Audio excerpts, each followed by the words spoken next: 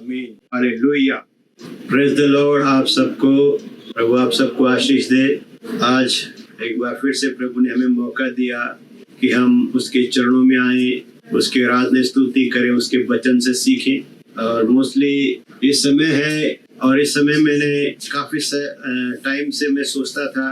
पिछले साल हम मीटिंग करने के बारे में सोचते थे, फिर हमने सोचा जनवरी में शुरू करेंगे नए साल में, लेकिन आते आते आते हम काफ़ी लेट हमने किया प्रभु के समय के अनुसार। और इस मीटिंग का खास मकसद ये है कि मैं आप सबको और अपने आप को प्रभु के सेकंड आगमन के लिए, सेकंड कमिंग के लिए तैयार करूं, क्योंकि अब हम तलवार की नोक पर खड़े हैं, समय के नोक पर खड़े हैं, और प्रभु कहता है उसका कमिंग एट हैंड है, मतलब अब दूर नहीं है। जो आजकल हम देख रहे हैं दीन दुनिया के अंदर जो कुछ हो रहा है, जगह जगह पे बाढ़ आ रही, जगह जगह पे ये चीजें आ रही, तो प्रभु ने कहा वो घटनाओं का आरंभ है, वो उस दुखदाई घटना का आरंभ है, उस बड़े दिन, यहोवा के बड़े और भयानक दिन आने से पहले कि ये संकेत है।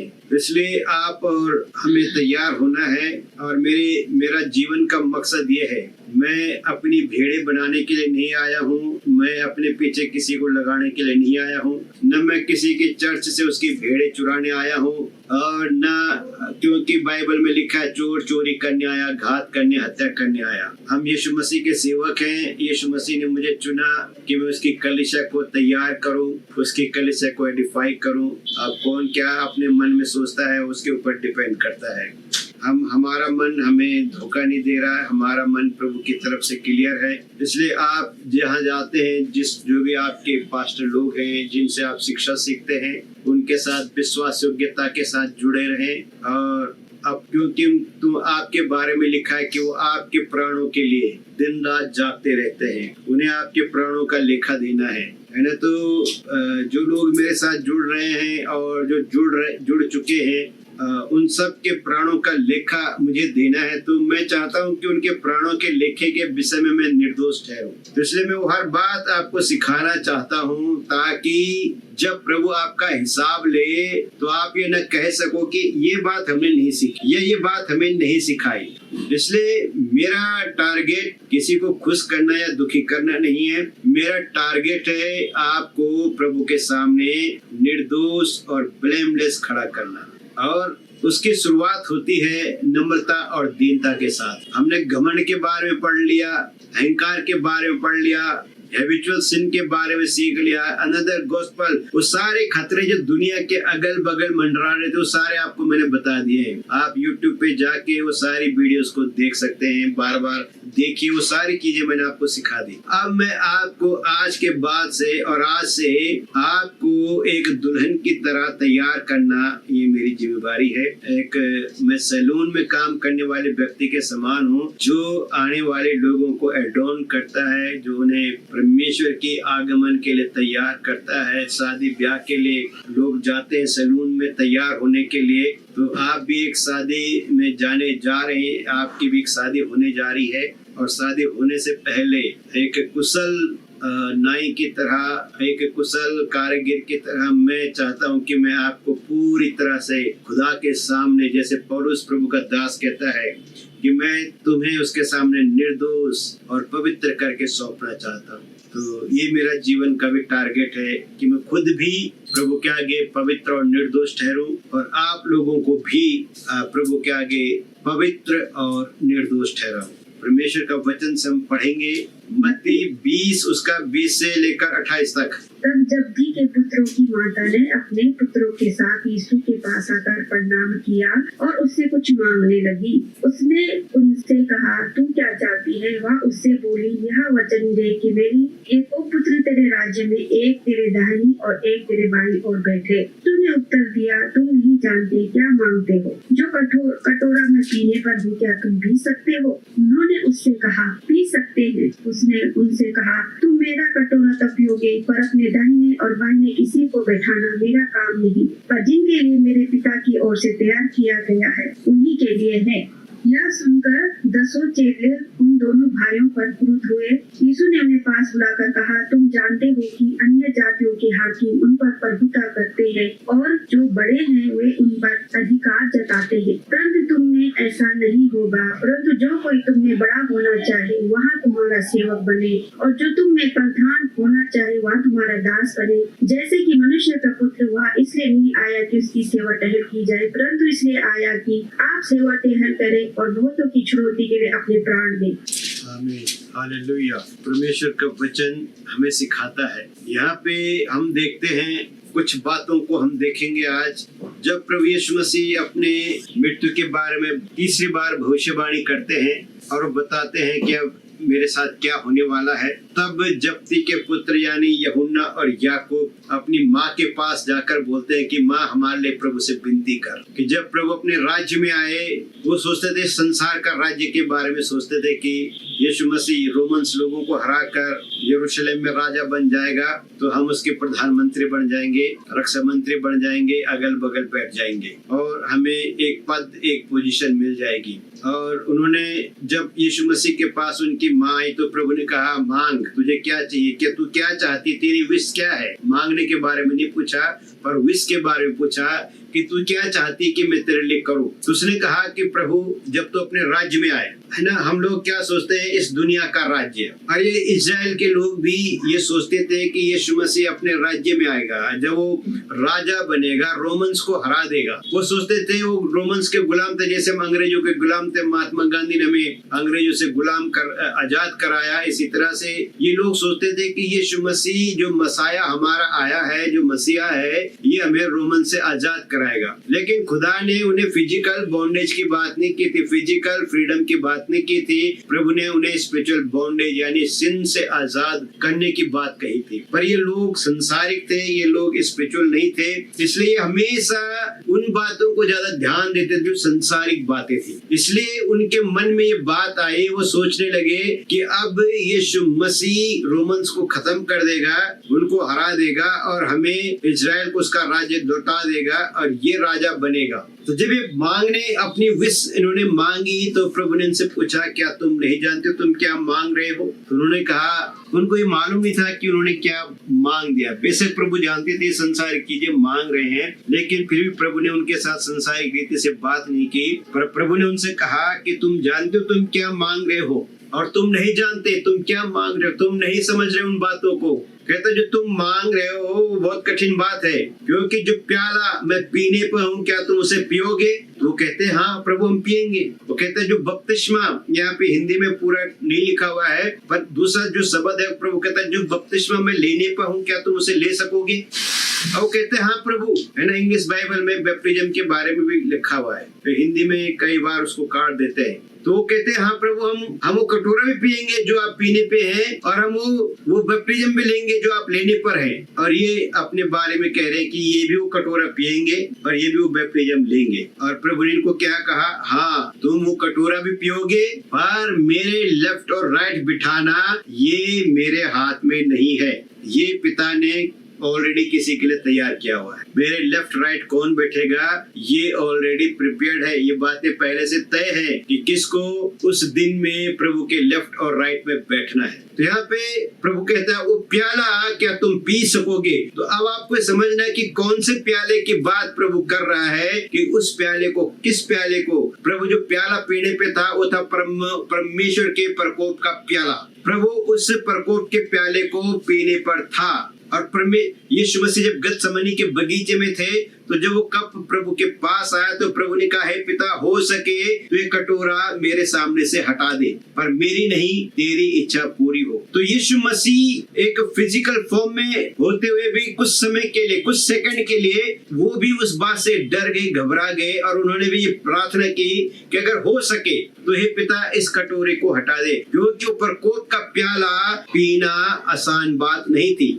और जब यीशु मसीह ने, हम सब जानते हैं कि हमारे प्रभु ने वो प्याला पिया कलवरी क्रूस के ऊपर, जो प्रकोप इस दुनिया के ऊपर हम लोगों के ऊपर आने वाला था, वो प्रकोप का प्याला यीशु मसीह ने पी लिया। अभी प्रकोप के 7 प्याले बाकी हैं। वो प्रकोप के प्याले उन लोगों के लिए हैं जो यीशु मसीह पर जिन्होंने विश्वास नहीं किया, जिन्होंने मन नहीं फिराया, जो प्रभु के पीछे नहीं चले, उन लोगों के लिए 7 प्रकोप के प्याले अभी बाकी हैं। वो प्रकोप के प्याले उंडेले जाएंगे। पर जो प्रकोप का प्याला, ये प्रकोप का प्याला था, ये वो प्याला था जिस प्याले को अगर यीशु मसीह नहीं पीता तो हमें ये पीना था। हम अनंत काल के जीवन में के बजाय अनंत काल की मृत्यु का ग्रास बनते और हमेशा हमेशा के लिए फॉर इटर्नल फॉर एवर हम नरक कुंड की आग में सड़ते रहे। प्रभु का धन्यवाद हो, प्रभु ने वो प्याला पी लिया। अब यहाँ पे आपके लिए लिखा है कि क्या प्रभु ने कहा तुम भी उस प्याले को पियोगे। अब आपका प्याला और प्रभु के प्याले में फर्क है। जो प्याला प्रभु ने पिया वो परमेश्वर के प्रकोप का प्याला था। और आप कौन सा प्याला पियोगे? आपको भी प्याला पीना है, आपको भी बैप्टिज्म लेना है। और ये टीचिंग मैं आपको पहले दे चुका हूँ कि कौन सा बैप्टिज्म आपको लेना है और कौन सा प्याला आपको पीना है। और वो वक्त अभी आया नहीं। एक प्याला आप प्रभु भोज के रूप में पीते हो, यीशु मसीह का लहू। एक प्याला अब आप ऊपर जाके पियोगे और एक प्याला अब आने वाले दिनों में आप पियोगे। और जो आने वाले दिनों में प्याला है वो है प्रोसिक्यूशन का प्याला, सताव का प्याला, महाक्लेश का प्याला पीना बाकी है। आप याद रखिए कि यूहन्ना ने भी वो प्याला पिया था। हर एक मसीह को, जो मसीह यीशु में है, उसको ये प्याला भी पीना पड़ेगा। ये शैतान के प्रकोप का प्याला है। यीशु मसीह ने परमेश्वर के प्रकोप का प्याला पिया और आपको शैतान के प्रकोप के प्याले का सामना करना पड़ेगा, आपको पीना पड़ेगा। आप उससे बच नहीं सकते। वो प्रकोप का प्याला वो उंडेलने वाला है। प्रकाशित वाक्य में कई जगहों पे लिखा हुआ है, जब औरत के आगे उसने अपनी पूरे अजगर ने औरत के आगे वो नदी उंडेल दी थी और पृथ्वी का सीना फटा और पृथ्वी ने वो सारा पानी पी लिया था। वो औरत कोई नहीं, वो इजराइल वो है, ये परमेश्वर की कलीसिया है ना। उस कलीसिया ने जन्म दिया।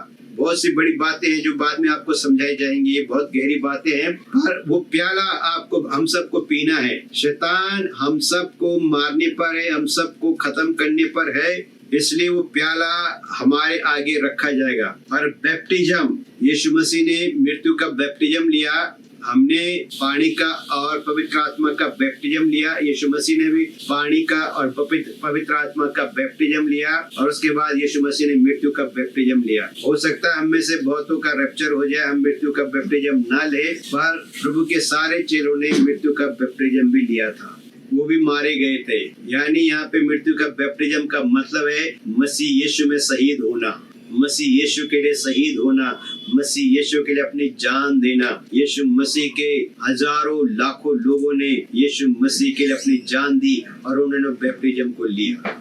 पद प्रतिष्ठा पाना आसान है, पर उस प्याले को पीना कोई नहीं चाहता, उस बैप्टिज्म को लेना कोई नहीं चाहता। सब पवित्र आत्मा का बैप्टिज्म तो लेना चाहते हैं, और उस बैप्टिज्म के बाद जो तकलीफें आती है, जो परसिक्यूशन आता है, जो सताव आते हैं, जो ट्रिब्यूलेशन आता है, उसमें से कोई होकर जाना नहीं चाहता। सब चाहते कंफर्ट की जिंदगी में आराम से निकल जाए ये जिंदगी और सीधा प्रभु के आगे खड़े हो जाए। इस जीवन में हम कुछ दुख तकलीफ उठाना नहीं चाहते और हम कहते हैं हम प्रभु के पीछे चलना चाहते हैं। कैसे क्रिश्चियन बन सकते हैं? हम सब कुछ मजे की जिंदगी चाहते हैं, हम सब मस्त की जिंदगी चाहते हैं, सब आराम से मिल जाए, कुछ वो न करना पड़े, ये जिंदगी बस शांति पूर्वक ढंग से ये जिंदगी निकल जाए और उसके बाद चुपचाप से इस दुनिया को छोड़ के सीधा प्रभु के आगे। आसान नहीं है। यीशु मसीह ने कहा हर एक व्यक्ति आग से नमकीन किया जाएगा, छूटना यहाँ भी नहीं, छूटना वहां भी नहीं। यीशु मसीह के पीछे मैं डराने रहा आपको, और ये मैं आपको सच्चाई बता रहा हूँ। यीशु मसीह के पीछे चलने का मतलब ये नहीं है कि मजे की जिंदगी। यीशु मसीह के पीछे चलने का मतलब है कठोर जिंदगी, कठिन जिंदगी, इस शरीर को कष्ट देना, इस शरीर में कष्ट उठाना, अपने सोल में कष्ट उठाना। छुटकारा तभी होता है, अनंत काल का छुटकारा उसे कहते हैं, जब हम कष्ट उठाते हैं। और जब उन्होंने ये बातें कही लेफ्ट राइट वाली, तो जैसे हम गुस्सा करते हैं ऐसे उनके चेलों ने भी गुस्सा किया। पर प्रभु ने कहा कि एक्चुअल में तुम्हारे अंदर क्या होना चाहिए। तुम अगर पद चाहते हो, तुम अगर प्रतिष्ठा चाहते हो, तुम अगर कोई पोजीशन पाना चाहते हो, तो जो तुम में से बड़ा होना चाहता है वो अपने आप को छोटा करे, वो अपने आप को नम्र दीन करे। है ना। हम कई बार देख जाते, शादी ब्याह में जाते, बढ़िया बढ़िया जगह ढूंढते हैं, और प्रभु ने कहा जब कोई तुझे इनवाइट करे तो तू बढ़िया जगह न ढूंढना, पर तू पीछे जाके बैठना, आगे बैठने की कोशिश मत करना, कहीं ऐसे न तू इंसल्ट हो जाए। तो अपने आप को नम्र दीन बना के रखना, ताकि जब जिसने तुझे बुलाया है तो वो तुझे कहेगा कि तू पीछे क्यों बैठा है, तेरी जगह यहाँ नहीं वहाँ है। तो इस धरती पर अगर आप ऊपर जाना चाहते हैं, हायर लेवल पे जाना चाहते हैं, तो अपने आप को छोटा करें, नम्र करें, दीन करें। ये भी अपने आप को मारना होता है, ये भी प्याला पीने वाला होता है। यहाँ पे आप अपने अहंकार का, घमंड का प्याला पीते हैं। बहुत से प्याले हमें अपनी जिंदगी में पीने पड़ते हैं, अपने गुस्से को पीना पड़ता है ना। हमारे कई भाई बहन कहते हैं कि जी गुस्सा नहीं पीना चाहिए। गुस्सा पीना कायरता की बात नहीं है, ये बहुत हिम्मत और ताकत की बात है। इसके लिए बहुत हिम्मत चाहिए अपने गुस्से को पीना। जो लोग अपने गुस्से को पीते हैं उसका मतलब ये नहीं कि वो खराब हो जाते हैं, वो अपने गुस्से को एक्सक्यूट करते हैं शैतान के विरुद्ध में, उन ताकतों के विरुद्ध में जो उनके जीवन में उस गुस्से को प्रोड्यूस करता है। तो यहाँ प्रभु कहता है कि यदि तुम में से संसार के लोग, जो साहब लोग होते हैं, ऑफिसर लोग होते हैं, वो नीचे अपने से नीचे के लोगों के ऊपर अधिकार जताते हैं, उनके ऊपर रूल करते हैं, राजा रूल करते हैं, पर वो कहता तुम में ऐसा न हो। तुम में से जो बड़ा बनना चाहे वो सब तुम्हारा सेवक बने, सबका सेवक बने, और जो तुम्हें प्रधान बनना चाहिए वो दास बने। वो हमें उस लेवल तक जाना पड़ेगा। दास बनना आसान बात नहीं है, उसके लिए भी प्याला पीना पड़ता है। दास बनने के लिए भी अपने घमंड, अपने अहम का प्याला मारना पड़ता, अपने अहम को मारना पड़ता है, उसको घूट घूट कर पीना पड़ता है। कई बार हम सोचते हैं ना कि मैं घूट घूट के पी रहा हूँ, मैं अपना गुस्सा पी रहा हूँ, मैं आपको पता है मैं कैसे कैसे करके कर रहा हूँ, कैसे कैसे मैं जी रहा हूँ। तो हमें यीशु मसीह के साथ चलने से हमें हर पल में अहम का घूट, जहर का घूट पीना पड़ता है। लोग हमें गाली देते हैं, लोग हमें इंसल्ट करते हैं, आसान है इसको पीना। कोई आपको अपने घर के आगे से बोले आज के बाद हमारे घर नहीं आना, आपको बुलाकर आपका इंसल्ट करे, आपको भगाए, आप बुलाकर इनविटेशन देके आपको भगा दे, आसान है वहां से भाग जाना और चुपचाप से निकल जाना? नहीं, अपमान का घूंट पीना बहुत कठिन है, और यीशु मसीह ने वो अपमान का घूंट पिया। आपको क्या लगता है नम्रता, दीनता बहुत आसान है चलना? अपमान के घूंट पीने पड़ते हैं। लोग हमारे मुंह पे आके हमारी बेइज्जती करके चले जाते हैं, है ना। मेरे को कई बार कई लोगों ने कहा तुम जैसे बहुत देखे हमने जो 10-10 रुपए के लिए मारे मारे फिरते हैं। अपने घर में बुलाकर हमें इंसल्ट किया गया, मुझे अपने घर पे बुलाकर दरवाजे से ही बोल दिया पास्टर जी आज के बाद हमारे घर मत आना। अपमान का घूंट पीना पादरी का काम नहीं, खाली आपका भी काम है, आपको भी अपमान के घूंट पीने पड़ते हैं। आसान नहीं होता है, ये बहुत मुश्किल होता है। अब तो हमें आदत पड़ गई है, आपको भी आदत डालनी है। मैं इस प्याले को रोज पीता रहता हूँ, कहीं ना कहीं ये प्याला हमें पीना ही पड़ता है ना। ऐसा भी टाइम था जब हम अपने घर का किराया नहीं दे सके, हमारे मकान मालिक ने मुझे बाहर बुला के सारे मोहल्ले के अंदर मेरी बेइज्जती की। उसने मुझे गाली तो नहीं दी, पर बड़ी जोर जोर से ऊंची ऊंची आवाज में उसने मुझे बहुत बेइज्जत और लज्जित किया। अब मैं क्या बोलता कि मेरा प्रभु मेरे लिए किराए का भी इंतजाम नहीं कर सका। सिर्फ 1 महीने की किराए की बात थी और उसे देने में हम डिले हो गए थोड़ा सा, और किराया वो ज्यादा भी नहीं था, 4-5 हजार रुपए का किराया था। और उसने इतनी बेइज्जती की और उस बेइज्जती को चुपचाप से पीकर आए, और जब हमने उस घर को छोड़ा तो उसको सॉरी बोल के भी आया। मैं बहुत कठिन होता है मसीह यीशु में जीवन जीना। मैंने कई बार आपको बताया अमीर मैं भी बन सकता था मसीह यीशु में। मुझे झूठी बोलना होगा, बड़ी बड़ी दावे करने होंगे, किसी के साथ हो ना हो मेरा काम बनता, भाड़ में जाए जनता, मैं वो काम नहीं करता। मुझे हिसाब किताब देना है प्रभु को। मुझे पता है मेरा खुदा जिंदा खुदा है, उसके आगे धोखाधड़ी नहीं कर सकता। मैं क्या कोई भी नहीं, उसको कोई धोखा नहीं दे सकता। तो यहाँ सेवक बनना आसान बात नहीं है ना। दास बनना वो भी कठिन बात है। यीशु मसीह हमारे सेवक बना, हमारे दास बना। आप उसके एग्जाम्पल को फॉलो करें। कप तो पीना ही पड़ेगा, और ना भी पियो आज इस कप के बदले तुम गाली के बदले गाली दो, मार पीट के बदले मार पीट करो, तो कुछ नहीं मिलने वाला। ऊपर जाके कुछ भी नहीं मिलने वाला, ऑलमोस्ट ऊपर पहुंचना भी नामुमकिन है। हमें अपने आप को वो प्याले पीने पड़ेंगे, जीवन के अपमान के घूंट पीने पड़ेंगे, जहर के घूंट पीने पड़ेंगे। हमें सेवक बनना पड़ेगा, हमें दास बनना पड़ेगा। यीशु मसीह ने दास का रूप धारण कर लिया। फिलिपियो 2 अध्याय में लिखा है कि वो इतना नम्र दीन हुआ कि उसने दास का रूप धारण कर लिया। एक गॉड, ऑलमाइटी गॉड, जो स्वर्ग में रहता था, जो स्वर्ग में वैभव में रहता था, ग्लोरी में रहता था, हजारों करोड़ों स्वर्गदूत दिन और रात उसके आगे आराधना स्तुति करते थे, होली होली होली होली बोलते रहते थे। वो खुदा को लोग कहते हैं, उसकी इंसल्ट करते हैं, उसके ऊपर थूकते हैं, उसकी दाढ़ी को नोचते हैं, उसे गंदी गंदी बातें बोलते हैं उसके लिए। आज भी बोलते हैं। ये बात नहीं कि क्रूस पे ही बोली, आज भी लोग यीशु मसीह के बारे में बहुत गंदी गंदी बातें बोलते हैं। वो आज भी सह रहा है, वो आज भी पी रहा है, और हमें कोई इंसल्ट करता है, कोई हमारी बेइज्जती करता है, एकदम से हम गुस्सा होकर सारा भेद अपनी भड़ास निकाल लेते हैं। कैसे बनेंगे हम मसीह? कैसे बनेंगे हम दास? कैसे बनेंगे हम सेवक? अगर हमने जहर का घूंट पीना छोड़ दिया। अपमान पीना पड़ता है, सब पीना पड़ता है, गुस्सा पीना पड़ता है, नफरत पीनी पड़ती है, सब कुछ हम पी रहे हैं, है ना। यीशु मसीह कहा तुम पियोगे। यीशु मसीह ने कहा जो प्याला मैं पीने पे हूँ, अपमान का, नफरत का, घृणा का, वो तुम भी पियोगे। जो बैप्टिज्म में लेने पे हूँ वो तुम भी लोगे। कोई छूट नहीं सकता। बैप्टिज्म यहाँ लो चाहे वहां लो, आग से तो सबको गुजरना ही है। पहला कुरिन्थियों 3 अध्याय में साफ लिखा है कि हर एक व्यक्ति आग से परखा जाएगा। छूटना किसी ने नहीं है, न इस दुनिया के किसी आदमी ने, न मसीह ने। पर आपके लिए खुशखबरी ये है कि अगर आपने ये लाइफ स्टाइल अपनाया, घूंट पीना सीख गए, अपमान पीना सीख गए, गुस्सा पीना सीख गए, है ना, नफरत के आंसू पीना सीख गए, तो आप जब वहां जाओगे तो आपको आग से होकर तो गुजरोगे, पर आग आपको निखार देगी। वो रिफाइंड फायर है, वो भस्म करने वाली आग नहीं है। पर जो लोग अपने आप को यहाँ नहीं सेट कर पाएंगे, वो आग उनको वहाँ क्लीन कर देगी। और वहाँ लिखा है कि उसका सारा किया कराया जल का राख हो जाएगा, पर वो बच जाएगा मानो जलते जल। तो याद रखिए, आपको अपने आप को संवारना है। ये घूंट पीना सीख जाइए, नम्रता दीनता में सीख जाइए, शालीनता, चुपचाप रहो। जब कोई आपको गाली देता है, रिस्पॉन्स करने की जरूरत नहीं। एक और वचन पढ़ेंगे, इब्रानियों 11 उसका 23 वचन से लेकर और 26 तक पढ़ेंगे, 23 से 26। विश्वास ही से मूसा के माता पिता ने उसको उत्पन्न होने के बाद 3 महीने तक छिपा रखा, क्योंकि उन्होंने देखा कि बालक सुंदर है और वो राजा की आज्ञा से न डरे। विश्वासी से मूसा ने सयाना होकर फिरौन की बेटी का पुत्र कहलाने से इनकार किया। इसलिए उसे पाप में थोड़े दिन के सुख भोगने से परमेश्वर के लोगों के साथ दुख भोगना अधिक उत्तम लगा। उसने मसीह के कारण निंदित होने को मिस्र के भंडार से बड़ा धन समझा, क्योंकि उसकी आंखें फल पाने की ओर लगी थी। हालेलुया। अब यहाँ पे अगला वचन और भी पावरफुल है। यहाँ पे हम मूसा के बारे में पढ़ते हैं, है ना। बहुत लंबी चौड़ी कहानी हमने सुनाएंगे, पर यहाँ मूसा हम सब जानते हैं उसके साथ क्या हुआ। जब मूसा पैदा हुआ तो मूसा के बारे में, जैसे यीशु मसीह पैदा हुआ तो फरीसियों ने दुनिया के अंदर हंगामा हो गया कि मसाया आ गया है।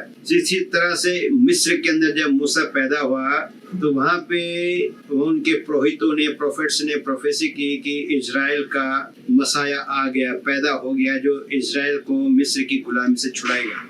मूसा ने उनको लोहे की जंजीरों से छुड़ाया और यीशु मसीह ने आपको पाप की जंजीरों से छुड़ाया। मूसा ने उन्हें इजिप्ट से छुड़ाया और प्रभु ने आपको पाप से छुड़ाया। तो मूसा जब पैदा हुआ तो उसके टाइम पे भी ये लिखा गया है कि एक आज्ञा हुई थी कि 2 साल से नीचे के सब बच्चों को मार दो। यही बात यीशु मसीह के पैदा होने के टाइम पे भी हुई थी। पर जब वहाँ पे मूसा की माँ ने देखा कि मूसा बहुत सुंदर बच्चा, तो उसको छुपा लिया और 3 महीने तक उसे छुपा के रखा। और जो छुपा न सके तो उसने क्या किया, एक बढ़िया सा टोकरा बनाया और उसमें उसको बहा दिया और वो पीछा करते रहा। आपने वो सब कहानी पढ़ी है। तो हम सब देखते हैं खुदा के इंतजाम को कि खुदा ने मूसा को वहां पाला जहां से आज्ञा निकली थी कि मार दो। और 40 साल तक वो फिरौन के राज में रहा, फिरौन के राजमहल में रहा राजाओं की तरह। और जैसे हम जानते हैं कि राजाओं का कैरेक्टर, किसी भी देश के इतिहास में किसी भी राजा का कैरेक्टर देखेंगे तो भोग विलास वाला ही था।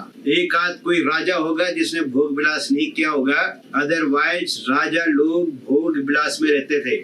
और मूसा उस प्रकार के, सब प्रकार के भोग विलास की जिंदगी वो जीता था मिस्र के अंदर। लेकिन जब वो जवान हुआ और जिस दिन उसको पता चला कि वो मिस्री नहीं हिब्रू है, तो उसी दिन उसने मिस्र को छोड़ दिया। और उन लोगों के साथ चला गया जो गुलामी में थे, उनके साथ वो कीचड़ में चला गया। आज जब आपको पता चलता है कि आप कौन है, आप कहाँ जाते हैं, आप छोड़ सकते हैं क्या? नहीं। मूसा ने वो सारे लग्जरी को छोड़ दिया, उस ऐसो आराम को छोड़ दिया, उस भोग विलास को, हर प्रकार की मिस्र की विलासिता को उसने छोड़ दिया और यीशु मसीह ने स्वर्ग के वैभव को छोड़ दिया। नम्र होना कोई मूसा से सीखे, नम्र होना कोई यीशु मसीह से सीखे। स्वर्ग का परमेश्वर, धरती का मनुष्य तो मूसा को हम इतना वैल्यू नहीं करेंगे कि उसने क्या किया, पर फिर भी हम उसको वैल्यू थोड़ा सा करेंगे क्योंकि वो एक ह्यूमन बीइंग था। और जिस दिन उसको पता चला कि वो कौन है, उसने सब कुछ छोड़ दिया। आज आप मसीह में हैं, पर आज तक आपको पता नहीं है कि आप कौन है। आप फिर भी मिस्र में जी रहे हैं, आप दुनिया में जी रहे हैं। मुझे ये मिल जाए, मुझे वो मिल जाए, हमारे को ये आ जाए, हमारे पास वो आ जाए, घर आ जाए, गाड़ी आ जाए, बंगला आ जाए, ज्वेलरी आ जाए, ये आ जाए। बस दुनिया की फिक्रों में लगे हुए हैं। मिस्र में रहकर यही मिलता है। पर जब मिस्र से मूसा निकला, वो खाली हाथ निकला। उसने मिस्र को छोड़ दिया। मिस्र का मतलब होता है गुलामी,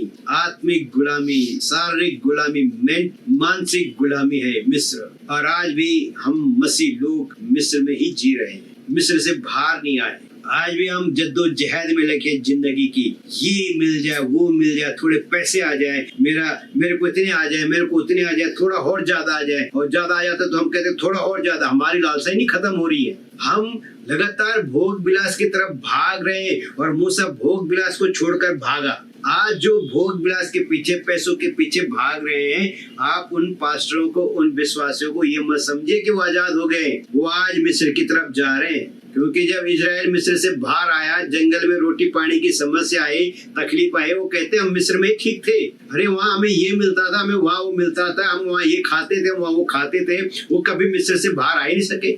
आज मसीह लोग आज फिर वही मिस्र में ही है, वो आना नहीं चाहते हैं मिस्र से बाहर। मूसा मिस्र को छोड़कर बाहर आया। वो कहता है कि उसने मिस्र के भोग विलास से ज्यादा पसंद मसीह के लिए दुख उठाना और मसीह के लिए निंदित होना बेहतर समझा मिस्र के भोग विलास से। आज आप भोग विलास की तरफ भाग रहे हो और मिस्र की तरफ भाग रहे हो, कि यीशु मसीह के लिए। मैं वही कह रहा हूँ कि बहुत साल पहले मेरे पास मौके थे कि मैं मिस्र की तरफ भागूं। आज मेरे पास मिस्र का सब कुछ होता। आज मेरे पास बड़ा घर होता है, बंगला होता है, पैसे होते, गाड़ियां होती, मेरे घर में नौकर चाकर होते, मेरे बच्चे हाईली स्टैंडर्ड की लाइफ जी रहे होते। सब अपॉर्चुनिटी थी मेरे पास कि मैं मिस्र में भागता, लेकिन यीशु मसीह ने कहा मिस्र से बाहर आ जा। और मैं बाहर आ गया, मैंने छोड़ दिया सब कुछ, मिस्र को त्याग दिया मैंने। और आज मैं मिस्र के बारे में सोचता भी नहीं। पर मैं मसीह लोगों को देखकर हैरान होता हूँ कि आज भी जब मेरे से प्रार्थना कराते तो मिस्र में जाने के लिए, अफसोस मैं ये प्रार्थना किसी के लिए नहीं करता। मैं किसी को मिस्र वापस भेजना नहीं चाहता हूँ। मैं मिस्र से निकालने वाला व्यक्ति हूँ, मिस्र में डालने वाला नहीं। आज जो आपको कहते हैं आपको गाड़ी मिलने वाली है, बंगला मिलने वाला, पैसा मिलने वाला है, प्रभु आपको ये देने जा रहा है, वो देने जा रहा है, वो मिस्र का प्रभु देता है। हमारा प्रभु नहीं देता है सब गंदवंद। हमारा प्रभु हमें स्वर्ग देश देता, सय्योन देश देता है। वो हमें सय्योन की तरफ ले जाता है, मिस्र की तरफ नहीं। आज के प्रचारक, आज के लोग, मैं प्रचारकों को दोष नहीं दे रहा, हमारे मसीह लोग भी मिस्र में रहना ज्यादा पसंद करते हैं। मुझे फोन आते रहते लोगों के मिस्र के बारे में। फाइनेंस होना जरूरी है, रोटी कपड़ा मकान होना जरूरी है, इससे ज्यादा जरूरी हमें नहीं चाहिए। प्रभु ने कहा जो तुम्हारे पास उसमें खुश रहो, उससे ज्यादा पाने की इच्छा करोगे तो दुख तकलीफें ही होती है ना, मुसीबतें ही पल्ले पड़ती हैं, कुछ भी अच्छा नहीं होता है। मैंने खुद देखा, अपनी जिंदगी भी हमने जी ली ऐसी। अधिक पाने की इच्छा में हमने अपने जीवन को दुखी किया, छलनी किया। बाइबल में साफ लिखा है कि रुपया का लालच सब प्रकार की बुराइयों की जड़ है, और लोगों ने इसके लोभ में पड़कर अपने आप को नाना प्रकार के दुखों से छलनी कर दिया। मिस्र ऐसा ही है। मिस्र से बाहर आओ, मिस्र से बाहर आओ, मिस्र की तरफ मत भागो। ये मिस्र देश के बारे में, इजिप्ट के बारे में नहीं बात कर रहा, मैं बात कर रहा हूँ एनस्लेवमेंट की, उस आत्मिक गुलामी की, उस संसारिक की गुलामी की, शैतान की गुलामी है ये कि रुपया मिल जाए, पैसा मिल जाए, घर मिल जाए, गाड़ी मिल जाए, बंगला मिल जाए, अत्यंत जरूरत से ज्यादा मिल जाए, मोर देन सुफिशिएंट, अंबानी बन जाए, ये बन जाए, वो बन जाए, हमारे पास वो हो, हमारे पास वो है। लग्जरी मसीह लोगों के लिए नहीं है। लग्जरी का मतलब है मिस्र। मूसा लग्जरी में था, मूसा प्लेजर में था, वो छोड़ के आया और आप उसे पकड़ने जा रहे हो। आज मसीह फिर मिस्र की तरफ भाग रहे। यीशु मसीह ने हमें मिस्र से निकाला और हम फिर मिस्र में घुस रहे हैं। मसीह में आने के बाद हमारे पास फाइनेंशियल प्रॉब्लम आती है, फिजिकल प्रॉब्लम आती है, बहुत सी प्रॉब्लम आती है, लेकिन हम उनमें विक्ट्री पा जाते हैं, उनसे हम बाहर आ जाते हैं। पर मिस्र में घुसने के बाद वहां से बाहर निकलना नामुमकिन है। ये अंडरवर्ल्ड की दुनिया से भी खतरनाक है मिस्र में घुसना। मूसा मिस्र से बाहर आया, और मिस्र से बाहर कौन आता है? जो अपने आप को नम्र दीन करता है, जो प्याले पीता है, जो प्रकोप के प्याले पीता है, जो अपमान के प्याले पीता है, वो मिस्र से बाहर आ सकता है। मूसा मिस्र से बाहर आया, कीचड़ में चला गया, अपमान के घूंट पिए, फिरौन ने, मिस्र ने उसको मारने की कोशिश की, भागा। एक राजा जो राजा बनने वाला था 40 साल तक भेड़ बकरियां चराता है। बताओ, भेड़ बकरियां चरा रहा, रूखी सूखी खा रहा है, मरुस्थल में आग में जल रहा है, उस धूप में सड़ रहा है। वो कभी इस पहाड़ में, कभी उस पहाड़ में। आप जानते हैं सहारा मरुस्थल में 54 के ऊपर टेम्परेचर, 60 डिग्री तक टेम्परेचर चला जाता है, और मूसा उस टेम्परेचर में भेड़ बकरियां चराता था। फरान का जो डेजर्ट है वो सहारा का डेजर्ट ही है। उन डेजर्ट जीवन जिया उसने, डेजर्ट में जीवन जिया, और मिस्र से निकाल के लाया, डेजर्ट में ही लेकर आया, और फिर कनान देश में पहुंचे। आपको कनान देश पहुंचने के लिए मिस्र से बाहर आना पड़ता है, और 40 इयर्स बिहबान में जीवन बिताना पड़ता है। मसीह में जिंदगी जीने का मतलब है बिहबान में जिंदगी जीना, और तब आप कनान देश में एंटर कर पाओगे। आसान नहीं है कनान में एंटर करना। मैं मसीह में हूँ, हालेलुया, प्रेज द लॉर्ड बोलना बहुत आसान है। कनान में जाने से पहले मिस्र से बाहर आओ, डेजर्ट में जाओ, और बिहबान की जिंदगी काटो, और फिर कनान देश में वो लोग जाएंगे जो बिहबान में बिना कुड़कुड़ाए चले गए, सिर्फ यहोशू और कालेब, बाकी वहीं खत्म हो गए। मिस्र में देखते रहते थे, हमेशा मिस्र को याद करते रहते थे। पहले हमारे पास ये था, पहले हमारे पास वो था, पहले हम ऐसे थे, पहले हम वैसे थे, हम ये थे। वो पहले की बातें हल पे हाथ रख के पीछे मत देखो। पहले क्या थे, आज क्या हो, उस पर ध्यान दो। आज आप पाप की गुलामी से बाहर आ चुके हो, प्रभु आपको मिस्र से बाहर ले आया है। अब आप बिहबान, लाल समुद्र सामने आएगा, मिस्र की सेना पीछे खड़ी होगी, लाल समुद्र के 2 हिस्से होंगे, फिर खुदा आपको लेकर जाएगा डेजर्ट में। दिन और रात आपके ऊपर बादल का खंबा होगा, आपके आगे पवित्र आत्मा आपको दिया गया 24/7 के लिए। जैसे मिस्र से वो निकले, बादल का खंबा उनके ऊपर था, बादल उनके ऊपर दिन में और रात में आग का खंबा था। ऐसे ही खुदाबंद आपकी चरवाई कर रहा है, आपकी रखवाली कर रहा है डे एंड नाइट, कि आपको कनान देश पहुंचाए। और कनान देश पहुंचाने के लिए उसने आपके ऊपर मूसे भी नियुक्त करे हैं, है ना। तो कोई अम्ब्रोस भी है आपके बीच में जो आपको वापस मिस्र में ले जाने के लिए जा रहे हैं। जैसे मूसा के टाइम पे कोरह ने विद्रोह किया, अम्ब्रोस ने विद्रोह किया, ऐसे आज ऐसे पास्टर, ऐसे अगुवे भी आपके पास हैं जो आपको फिर से मिस्र में ले जाना चाहते हैं, फिर से आपके जीवन में बछड़ों को लेकर आना चाहते हैं, फिर से वो सोने का बछड़ा आपके जीवन में लेकर आना चाहते हैं। बहुत लोग हैं आज के टाइम पे, एक अच्छा चरवा मिलना बहुत मुश्किल है।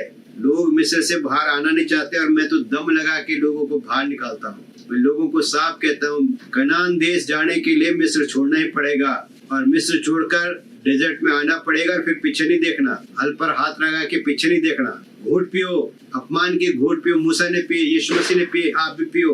कनान पहुंचना है तो यहोशू और कालेब की तरह धीरज रखना पड़ेगा। वो लोग जवान थे और बुढ़ापे में एंटर किया उन्होंने। 40 साल के यंग लोग थे वो जब निकले थे, और जब यहोशू कनान देश पहुंचा वो 80 साल का हो चुका था। 30 साल उसने वहां पर राज किया, 110 साल में वो मर गया। कालेब थोड़ा उससे छोटा था, लेकिन कालेब भी लगभग 110-15 साल ही जिया, और वो भी उसी उम्र में 70-75 साल का था जब कनान देश में एंटर किया। धीरज के साथ वो लोगों ने धीरज धरा, अदरवाइज जो सारे लोग जंगल में जलकर खत्म हो गए, सब सड़ गए। उनको दफनाने की भी जगह नहीं मिली, उनको ऐसे छोड़ दिया, जो जहां मारा उसको ऐसे छोड़ के निकल गए। खुदा ने उनको जमीन भी नहीं बख्शने दी। हल पे हाथ रख के पीछे देखना खतरनाक है, देखना बंद कर दो। आज भी मिस्र बुला रहा है, आज भी मिस्र के प्रचारक बहुत है, मिस्र की तरफ ले जाने वाले बहुत है। डिसाइड आपने करना है, इजिप्ट में जाना है या कनान में जाना है। इजिप्ट से बाहर आगे हो, कनान जाने की कोशिश ना करो। कनान बर्बादी का कारण है, इजिप्ट बर्बादी आपको अनंत काल की मृत्यु की तरफ ले जाता है। मिस्र आपको बर्बाद कर देगा, कनान आपके लिए इंतजार कर रहा है। कनान में आपका खुदा आपका इंतजार कर रहा है। कनान में वो आपके दोनों हाथों को बाहें फैलाए, यीशु मसीह आपका इंतजार कर रहा है। डिसाइड आपको करना है। मिस्र में फिरौन है, फिरौन का मतलब शैतान, वो भी बाहें फैलाकर इंतजार कर रहा है, पर उसका इंतजार आपके लिए एक झूठा इंतजार, आपको तबाह करने के लिए। यीशु मसीह रियल लव करता है आपसे, है ना। सेवा में आने से पहले मेरे पास मौका था बाहर जाने का, बहुत पैसा कमाने का, लेकिन एक रात प्रभु ने मुझे दर्शन देकर कहा, इसे छोड़ दे, मेरे पीछे। आज मैंने सब छोड़ के प्रभु के पीछे आया। बेशक मेरे पास कुछ नहीं है, पर मेरे पास यीशु मसीह है, और जिसके पास यीशु मसीह है उसके पास सब कुछ है। तो आपको डिसाइड करना है, मिस्र जाना है, ये कनान देश जाना है, सेवक बनना है, दास बनना है, घूंट पहने पड़ेंगे, प्याला पीना पड़ेगा, बैप्टिज्म लेना पड़ेगा, है ना। सच्चा चरवाहा है जो अपनी भेड़ों के लिए जान देता है। हम वहां तक जाएंगे। मैं उस बैप्टिज्म को भी लेना पाऊँ, अगर मेरे लिए सौभाग्य की बात होगी कि मैं बैप्टिज्म भी लूँ, और अगर ऐसे उठा लिया तो बात अलग है। पर मैं वो सब कुछ देखना चाहता हूँ जो प्रभु बोल के गया। प्रभु आप सबको आशीष दे।